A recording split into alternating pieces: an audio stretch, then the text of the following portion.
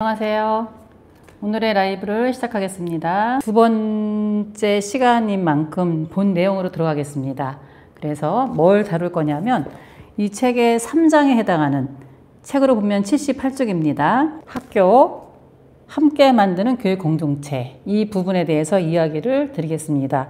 그리고 이 중에서 특히 학부모와의 갈등 해결을 어떻게 했는지 그 부분, 책에서 보면은 80쪽입니다. 갈등 해결은 교장이 적임자다. 이런 제목으로 제가 쓴 부분이 있는데요. 그 부분에 대해서 이야기를 나누도록 하겠습니다. 학교에서 사실 교육 공동체가 왜 중요한가, 또 학교 공동체가 왜 중요한가 한 것은 이 어떤 인간의 근본적인 그 같이 어우러져 사는 세상이기 때문에 공동체적인 관점을 갖지 않는다면 그로 인해서 굉장히 많은 부조리한 일들이 벌어지게 되고 그로 인해서 사회적 비용을 많이 치르게 되는 것이죠. 그래서 이 학교에서 공동체적인 관점을 갖도록 학생들을 성장시키는 것은 굉장히 중요한 학교의 책임이라고 생각합니다. 그런 측면에서 교사들과 함께 학교 교육을 총괄하는 학교장의 역할에서 학교 공동체를 구성하는 것은 매우 중요한 핵심 과제라 할 수 있습니다. 학교의 그 교육의 3주체는 보통 학생, 학부모, 교사 이렇게 이야기를 하죠. 그런데 저는 여기에 더해서 지역사회를 더 추가해서 늘 사주체라고 표현하고 있습니다. 제가 이 책에서도 그렇게 교육의 사주체에 대해서 이야기를 했고 그 지역사회 속에서 아이들이 자랄 때 건강하게 잘 성장할 수 있기 때문입니다. 엊그저께 바로 6월 14일 날 토요일 날 서울에서 집회가 열렸죠. 정부 집회가 열렸는데요. 이 집회를 촉발시킨 제주교사의 사망 사건이 5월 말경에 있었죠. 그 내용은 뭐 아직 자세하게 나오지는 않지만 대략 언론에 보면은 이 교사는 학교에 등교하지 않는 이 학생을 등교시키기 위해서 정말 충실하게 교사로서 역할을 했던 것인데요. 그 과정에서 학부모의 민원이 발생했고 이 민원에 따른 그런 어떤 고충이 상당히 많았던 것으로 생각이 듭니다. 매우 안타까운 일이고 다시 한번 제주 사망 교사의 명복을 빕니다. 저는 학교에서 교장으로 임명된 2019년 3월에 가장 처음 한 일이 뭐였냐면 이제 학교 홈페이지를 이제 보고서 학교 홈페이지를 조금 새로운 상황에 맞게 정비를 하는데요. 그때 깜짝 놀랐습니다. 학교 안내 그 란에 보면은 뭐가 있었냐면은 학교 서비스 현장이란 것이 맨 위에 딱 나와 있었습니다. 그 서비스 현장이란 말이 가지고 있는 그 뉘앙스, 서비스라는 것은 보통 서비스를 받는 자가 있고 서비스를 제공하는 자가 있는 거죠. 그렇게 인식이 되고 있고, 즉 이것은 학교를 하나의 시장처럼 생각을 해서 교육 수요자인 학부모들에게 교육을 제공해야 될 교사라든가 학교가 서비스를 제공한다는 입장으로 오인될 수 있는, 실제 그렇게 좀 역할을 하게 되는 그런 굉장히 좀 잘못하면은 학교의 역할에 대해서 어떤 공동체적인 관점이 아니라 일방적으로 서비스를 주고받는 관계로 전락할 수 있는 그런, 실제 그 서비스 그 현장을 보면은 학교 뭐 구성원들은 학부모들에게 그리고 학생들에게 최선의 서비스를 제공한다는 표현이 있기도 하거든요. 아마 지금도 다른 학교 홈페이지 검색해 보면은 학교 서비스 현장을 이렇게 올려놓은 학교가 있습니다. 제가 이 책에도 그 부분에 대해서 서술을 하고 있긴 한데요. 어쨌든 그 서비스 현장에 올라 있는 것을 보고서 저는 바로 원칙적으로 상식적으로 통용되는 가치관에 맞지 않기 때문에 그런 경우는 즉시 폐지하는 것이 맞겠죠. 그래서 저는 즉시 그 서비스 현장을 내렸습니다. 그리고 학교 교육활동 운영 계획서, 거기에도 맨 앞에 나와 있던 서비스 현장이 있었는데 제가 근무하던 2019년부터는 그것을 없앴습니다. 없애고 이제 학교 공동체적인 관점에서 교육 계획서를 비롯해서 모든 것을 운영하고자 하였습니다. 그런 관점에서 학교에서 함께 만드는 교육 공동체는 매우 중요한데요. 저는 갈등 해결의 적임자는 교장이라고 생각하고 있습니다. 모든 갈등 해결의 적임자인 거죠. 특히나 교사들이 가장 어려워하는 그 민원이라고 할 수 있는 학부모의 민원은 너무너무 괴로운 일입니다. 이로 인해서 2년 전에 서희초 사건이 있었고 그 외에도 굉장히 많은 경우에 여러 건의 교사들의 사망 사건이 있었죠. 민원으로 인해서. 이렇게 그 학부모 민원이 발생하는 것을 미연에 막을 수 있다면 가장 좋겠지만 이미 발생을 하게 되면은 그 다음에는 이제 학교에서 이 문제를 적극적으로 해결을 해서 학교의 모든 구성원들이 이 민원으로 인해서 더 이상의 힘든 상황이 더 벌어지지 않도록 대응을 해야 되겠죠. 그럴 때 저는 이거는 행정 매뉴얼만 갖고 될 수 있는 문제는 아니라고 생각합니다. 적극적으로 학교 공동체 구성원들, 특히나 학교의 모든 그 최고 책임자이기도 하고 모든 교육활동을 총괄하는 교장의 역할은 매우 중요하겠죠. 제 사례를 말씀을 드리면 80쪽부터 제가 구체적으로 서술을 했는데요. 나중에 좀 자세한 내용을 보시려면 책을 봐주시기 바랍니다. 2020년이었을까요? 그때 이제 새 신입생이 들어오게 되었는데 그 신입생 그 학생의 어머님은 초등학교 때부터 아주 유명한 민원인이었습니다. 그래서 그거를 다 알고 있는 초등학교 학부모들께서 굉장히 걱정을 많이 하셨어요. 뭐지 하시면서 미리 저한테 와서 2월 달에 와서 이런 이제 학부모가 아마 오시게 될 거다. 그러니까 이거에 대해서 좀 우리가 어떻게 해야 될지 학부모들이 걱정이 많다는 말씀을 해주셨습니다. 그래서 저는 그것을 인지하고 바로 이제 전체 교직원회의를 소집을 했고 그리고 어떻게 할 것인가 이 문제를 같이 논의하였습니다. 왜냐하면 초등학교 때도 이 학생이 이제 벌이는 여러 가지 그 교실에서의 어떤 그 문제 행동으로 인해서 굉장히 많은 문제가 발생했고 그때 그 문제 행동에 대해서 학부모가 교사랑 협력해서 그 문제를 학교랑 협력해서 문제를 해결하려고 하기보다는 우리 아이는 잘못이 없다라는 관점에서 계속해서 학교에다 민원을 놓고 또 이제 고소를 하기도 하고 굉장히 힘들었거든요. 그 과정에서 당시에 초등학교 때 담임교사가 이제 팔이 부러져서 치료를 받아야 했고 결과적으로는 명퇴까지 이르는 그런 상황이 발생했다고 합니다. 이런 상황을 미리 인지하고 저는 교장으로서 이 문제에 대해서 대응책을 마련했습니다. 그리고 실제로 학생이 학교에 입학했을 때 정말 여러 가지 문제가 발생했습니다. 저는 처음부터 이 문제를 알고 있었기 때문에 적극적으로 대응하고자 노력을 했는데요. 학부모님을 중간에 한 4월, 5월경인가요? 면담을 했습니다. 그 담임교사에게만 맡겨놓지 않고 제가 직접 면담을 했는데 면담을 해보니까 이 학부모가 정상적으로 대화를 해서는 잘 풀릴 수 있는 단계가 아니라고 판단이 됐거든요. 그래서 다시 이제 면담한 결과를 가지고 다시 교직원들이랑 교사들이랑 같이 의논을 했고 이 부분에 대해서 대응책을 같이 마련했습니다. 그래서 예를 들어 이런 거죠. 이 학부모가 전화를 수시로 아무 때나 했습니다. 그러면 담임교사는 전화에 붙들려서 담임교사, 그 다음에 뭐 상담교사, 그 다음에 특수교사 포함해서 관련돼서 생활지도부장도 그렇고 관련되어 있는 모든 교사들이 이 학부모의 끊임없는 전화에 시달렸습니다. 전화를 하면은 일방적으로 1시간, 2시간씩 통화를 하면서 놓지 않았고 이런 상황을 인지하고 저희는 대응책 회의를 해서 전화는 30분 이내로 끝낸다 라는 것을 관점을 세웠고 이 학부모가 무조건 학교에 쳐들어오는 것을 미연에 방지하기 위해서 반드시 교문에서 배움터 지킴 선생님이 계시니까 확인을 하고 그리고 학교로 올 수 있도록 작년에 서희주 사건, 재작년에 서희주 사건 있을 때 대응책 나오기 전에 이야기죠. 20년부터 벌어진 일이니까요. 그래서 반드시 교문에서 왜 오셨는지 확인을 하고 사전에 약속이 돼 있을 경우에는 오시도록 이렇게 대응책을 마련했습니다. 이런 과정에서 그럼에도 불구하고 굉장히 많은 어려움이 있었지만 학교의 모든 공동체들 그리고 특히 학교장이 적극 나서서 이 문제를 해결하면서 교사들에게는 방어막이 되어줬다고 생각합니다. 이렇게 해서 3년의 과정을 무사히 졸업을 하고 고등학교에 진학을 했는데요. 물론 이제 문제가 많이 전적으로 해결된 것은 아닙니다. 그렇지만 제가 그렇게 얘기했습니다. 대책회의에서 이런 학부모를 우리가 어떻게 변화시키는 것은 한계가 명백하다 학교에서. 그렇지만 우리가 공동으로 대응을 하고 학교장이 적극적으로 나서서 이 문제를 여러분들의 방어막이 돼주겠다, 방패막이가 돼주겠다, 울타리가 돼주겠다라고 선언을 했고 실제로 제가 사안이 있을 때마다 적극적으로 나서서 학부모를 만나고 교사들이 이 학부모로부터 시달림을 당할 때는 제가 가서 그것을 끊어주고 학교장으로서 교사들은 수업에 들어갈 수 있게 했습니다.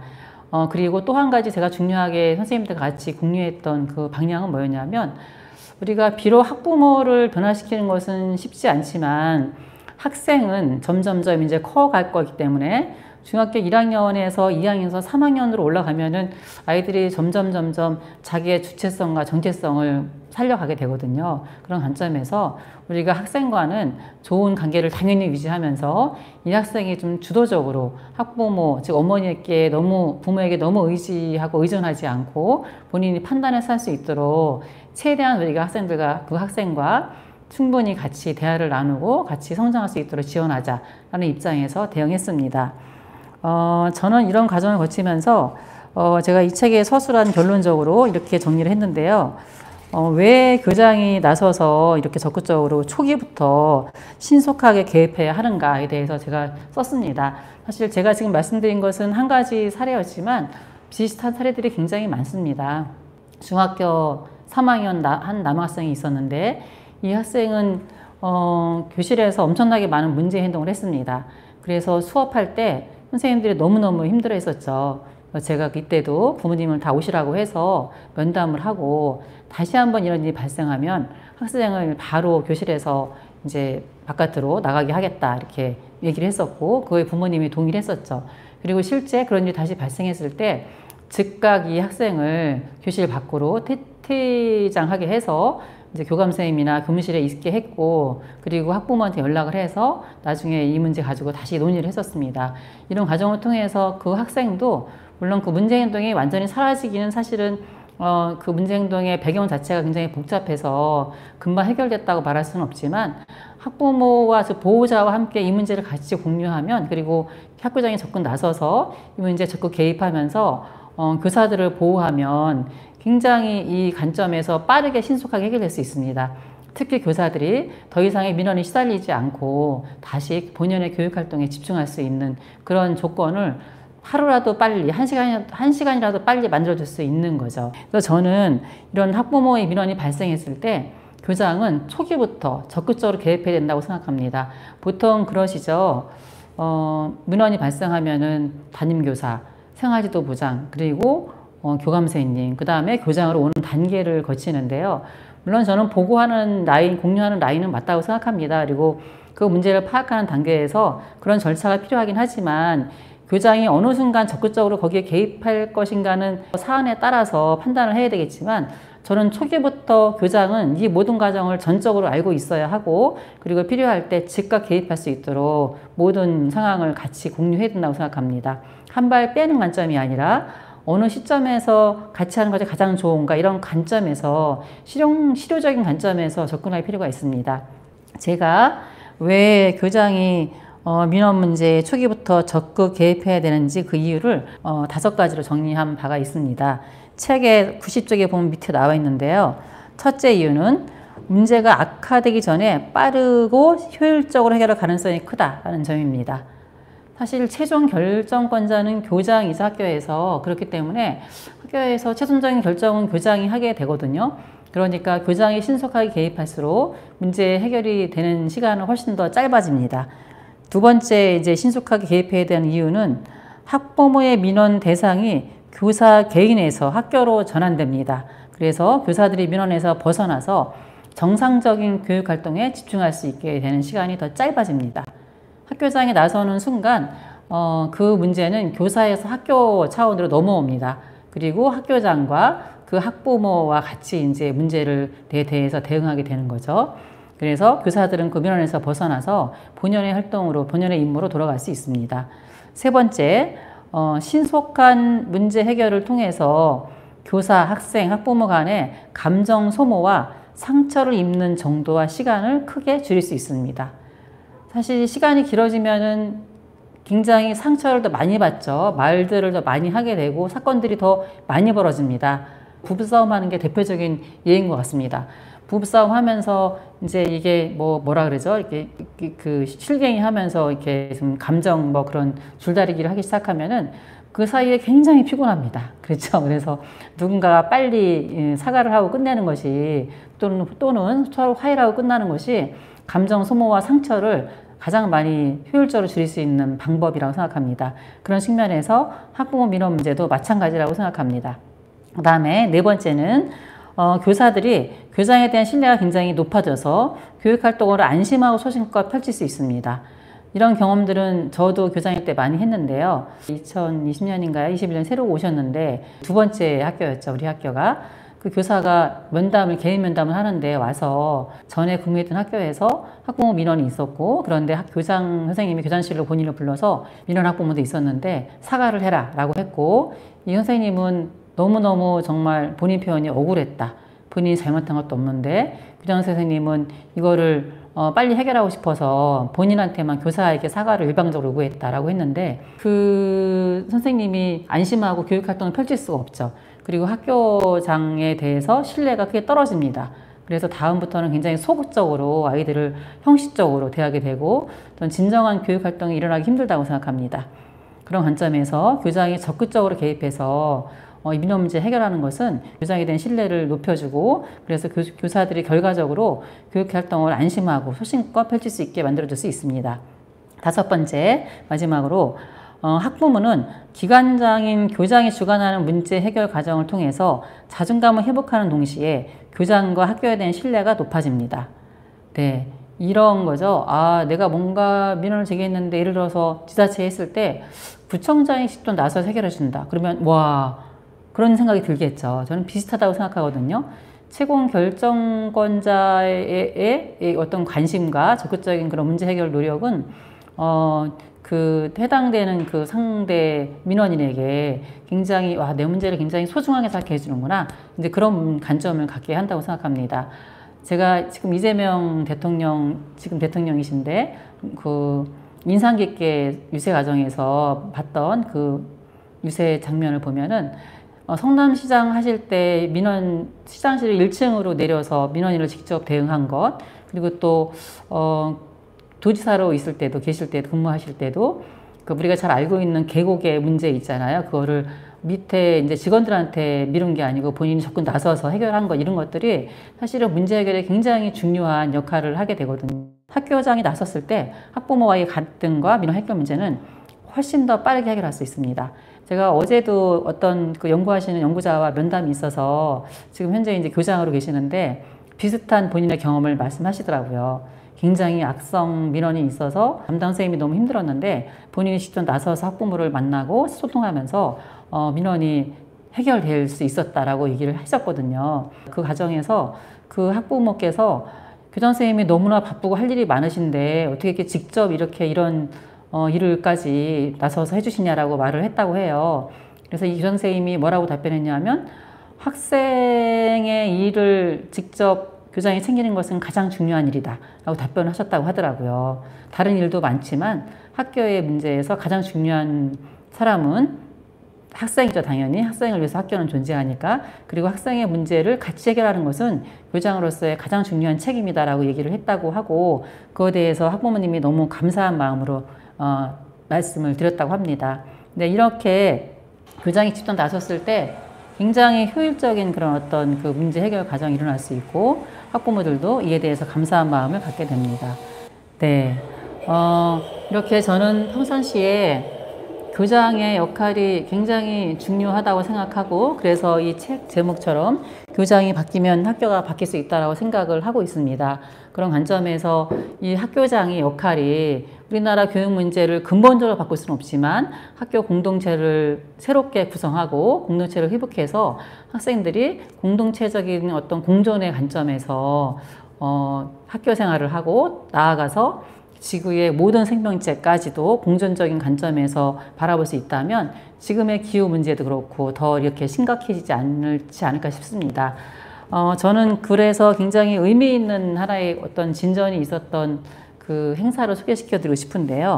바로 6월 14일 날 그 집회랑 동시에 있었던, 같은 시간대에 있었던 전국 교장, 교감, 원장, 원감 좋은 교육 정책 포럼 출범식입니다. 이날 전국의 교장 선생님, 교감 선생님, 그리고 원장, 원감 선생님들이 150명이 공동 제안자로 이 포럼을 출범시켰습니다.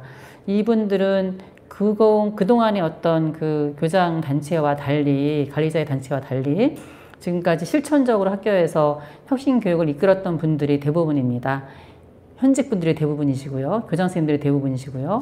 이 분들이 이 포럼을 구성하면서 앞으로 조금 더 학교에서 교장의 역할이 무엇인지, 실제적으로 필요한 역할이 무엇인지, 그리고 그 역할을 수행하기 위해서는 우리들이 어떤 역할을 해야 되는지, 그리고 앞으로 정책과 제도가 어떻게 달라져야 되는지에 대해서 조금 더 실효적이고 진보적인 목소리를 낼 수 있을 거라고 기대가 됩니다. 이 포럼에서 1호 입장문도 발표를 했는데요. 그런 연장선상이 있습니다. 말씀 14일 날 아까 말씀드렸던 전국 교원 집회가 있었는데요. 그 교원 집회가 그 제주교사 사망 사건으로 촉발된 집회이기도 해서 저희는 같은 날 또 이 출범식을 하는 입장에서 당시 행사에서 입장문을 발표했습니다. 공식적인 1호 입장문이기도 하고 또 입장문을 통해서 교장들이 어떤 역할을 할 것인지를 밝혔습니다. 더불어서 이날 저희가 집회에는 참석을 못했지만 같이 연서명하면서 동일한 입장을 지지하고 연대한다는 표시를 했습니다. 앞으로도 더 많은 활동이 있을 거라고 기대를 합니다. 네, 오늘은 교장의 역할 중에서 학교 교육 공동체를 구성하기 위해서, 그리고 특히 가장 지금 어려움을 겪고 있는 학부모의 민원에 대해서 어떻게 대응해야 되는지, 어떤 원칙으로 견지해야 되는지, 그리고 교장이 적극 나섰을 때, 신속하게 나섰을 때 어떤 장점인지에 대해서 같이 이야기를 나눠보았습니다. 네, 오늘 감사합니다. 시청해주신 분 있으시면 너무 감사드립니다. 고맙습니다.